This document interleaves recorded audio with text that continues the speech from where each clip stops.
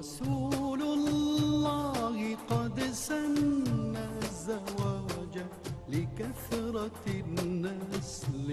فبادر يا أخ الإسلام واخطب ابنة الأصل يزين قدها دين كساها حلة الفضل وأعطى طيب مبسمها عبير المسك بالقول فتاة قلبها سكن يضم horay ma kugu suurto gashay inaad ka qayb gashid tababar nolosha guurka ku saabsan waxa u diyaar garoonaa anaga walaalayaal inaan qaadano tababaro ku saabsan waditaanka gaadiidka qof walba oo naga mid ah hadii uu rabo inuu wado aaladaha la wada kamid ah waxa haboon inuu qaato tababar kadibna imtixaan uu galo kadib ayuu qofkaas u helayaa shahaado u ogolaanayso inuu wado aaladan la wado haddii uusan ku baasin imtixaankaas dabcan imtixaanka inuu ku celiyo waayo waxaan laga yaabaa in laga dalbado inuu tababarka ku soo celiyo mar labaad intaana badan waxaa laga yaabaa inay qaataan tababar ama barasho ama dowrooyin ku saabsan luqadda ingiliishka ah kadib ayaa qofkaas imtixaan galaya kadib ayuu helayaa shahaadadaas uu helay ayaa waxay u noqonaysaa martabad uu gaaray ee luqaddaas ah badankeen waxay qaataan tababaro ku saabsan maxaa la dhahay aaladaha computerkii waxyaabaha noocaas ah walaal ka mid ah walaalaha wuxuu ka sheekeeyay in si uu u wado maxaa la dhahay dayax gacmeedka kor cirka oo u soo wado 2 sano ayuu dhulka tababar ugu qaatay si maalmo yar uu ugu soo wado dayax gacmeed cirka waxaa aaminsanahay hogaaminta qoyska inay aad uga muhiimsan tahay hogaaminta aaladaha iyo waxyaabaha noocaas ah qoyska iyo usrada hogaamintooda inay tahay mid aad uga adag oo uga dhib badan gaari in la wado ama aalad la wado in la aado dhanka guurka waa mid aad uga kulul in la aado dhanka iyo cirka dayax gacmeed la qaato maxaynaanu u qaadanaynin tababar ku saabsan nolosha guurka hadda ayaan dhamaanteen qaadanaynaa tababar ku saabsan nolosha guurka adduunka oo idil walaalayaal wuxuu u jeesanayaa maalmahan dhanka tababarka iyo tadriibka iyo diyaarinta wasaaradaha oo dhan ee dawladaha hormaray oo idil waxay leeyihiin tababarayaal iyo ta'hiiliyaal iyo tadriibiyaal dadka u tababaro shaqadooda iyo howlaha ay qabanayaan wasaaradda caafimaadka waxay leedahay tababarayaal wasaaradda maxaa la xiriirka waxay leedahay tababarayaal wasaarad kasta waxay leedahay tababarayaal tadriibka iyo ta'hiilku wuxuu noqday fan caadi ah oo la barto maxaynaanu u baranaynin nolosheena ku saabsan dhanka guurka hadda waxaanu qaadanaynaa tababar ku saabsan nolosha guurka wuxuuna ka koobnaan doonaa 30 xalaqadood ee barnaamijkan tababarka nolosha guurka ad-dawra at-ta'hiiliya lil hayati zawjiyya waxaan maqlay wadamada qaar ee islaamka caalamka islaami si aad qaadi sharci ugu geysid aqdi sharci ah oo si uu kugu tasjiiliyo waxaa laga rabaa inaad soo gudbisid oo ku soo dartid warqadahaaga dokumentiyadaada aad soo gudbinaysid warqad cadeynayso in aad qaadatay tababar nolosha guurka ku saabsan warqadaas hadaada wadan oo biduun waraqa tahay laguma guurinayo gabadhana sidoo kaleeto lagama guurinayo dokumentiyada ay soo gudbinayso waxaa laga rabaa inay ku soo darto warqad cadeynayso in ay qaadatay tababar nolosha guurka ku saabsan dhaheeso qofkan wuxuu qaatay tababar ku saabsan nolosha guurka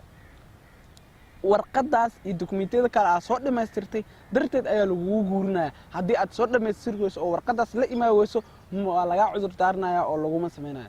arrinkaas wuxuu u ahaan waayay mid ka jiro caalamul islaami oo dhan ficnaan laheeda inuu ka jiro hadda waxaanu qaadanaynaa tababar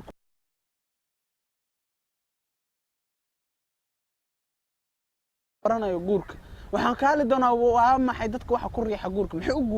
u guursanayaan waxaanu ka hadli doonaa doonashada gabadha waxaanu ka hadli doonaa ikhtiyaaru zawja sidee u dooranaysaa xaaskaaga sidee gabadha u dooranaysaa ninkeeda waxaanu ka hadli doonaa hadduu ilaahay ka raali noqdo caqdiga heshiiska nikaaxa sida uu dhici doono waxaanu ka hadli doonaa waqtiga u dhaxeeyo caqdiga iyo cursiga intaas maxaanu sameynaynaa ilaa waa waqti meesha ku jiray maxaan sameynaynaa intaas waxaanu ka hadli doonaa hadduu ilaahay subxaanahu wa tacaala ka raali noqdo xukmu zawaaj xukunka guurka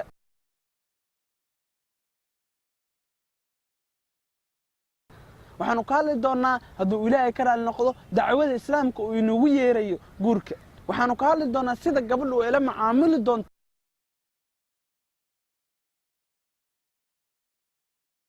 ajiradaas oo idil walaalayaal ma helo ilaa kuwa guursaday ma ogiyi kuwa guursada oo kaliya ay kuwa helo ajarkaas kuwa aan guursanin afwan way waayeen ajiradaas aadka u faraha badan kadibna waxaa jiro ajiro kaleeto oo ilaahay subxaanahu wa tacaala ku bixinayo sabarka carruurtiina mid ka mid ah hadduu dhinto aad ku sabartaan haddii uu dhinto carruurtiina mid ka mid ah aabbihii ama hooyadii mid ka mid ah ama labadoodiiba ay nool yihiin waxay helayaan ajir aad u fara badan carruurtoodii cunug ka mid ah carruurtooda ay waayeen darteed ajir aad u fara badan ku helayaan rasuulka salawaatu rabbi wasalaamu calayhi wuxuu yidhi haddii uu dhinto carruurta addoonka cunugiisu ilaahay subxaanahu wa tacaala wuxuu leeyahay malaa'igteeday ma waxaa qabateen ruuxii addoonkayga cunugiis ruuxiisii ma waxaa qabateen maxaa lahay samarata fu'aadihi waxay leeyihin nacam yaa allah kadib wuxuu leeyahay ilaahay subxaanahu wa tacaala maadaa qaala cabdii kadib waxay leeyihiin inaa lilaahi wa inaa ilayhi raajicuun ilaahay kadib wuxuu leeyahay u dhisa addoonkayga guri uga dhisa jannada kuna magacaaba gurigaas baytulxamdi ajirkaas ma gaaro oo ma helo ilaa hooyo ilaa aabbo ilaa xaas ilaa zawj cunugooda ka dhintay ku sabray ma ogiye kadibna haddana waxaa jiro ajiro kaleto oo ilaahay subxaanahu wa tacaala kugu siinaayo haddii gabadhu ama ninkubu labadooduba isku caawiyaan daacada ilaahay subxaanahu wa tacaala ilaahay subxaanahu wa tacaala wuxuu ajir aad u fara badan kugu siinayaa adeecitaanka adeecisid zawjkaaga إلى رسول صلى الله عليه وسلم أيما امرأة ماتت وزوجها عنها راض دخلت الجنة هويني ذا ما أدوك كفلت عدي إلى رسول صلى الله عليه وسلم وكل شيء إن الجنة جلست جنة واحد كوك جلسة هدي جنة كوك جلسة هدي أدعيد نك كو أدعيد تقوى إله سبحانه وتعالى إلى هذا الرسول صلى الله عليه وسلم إذا سلت المرأة خمسها شنت إذا هديتك التهويني ذا صون كذا بشت صنتو فرجي كذا حفت قيل لها ادخلي الجنة من أي أبواب شئت الجنة مال على يريد على الإدارة تكجس ومرتبة آد وعالية وآد وصرس إن الجنة مال على المشارة تكجلوا له أنت سو يذل ولا ليان ويريتان مباشر أما أن غير مباشر وإسلام كوي رايو دنك يجورك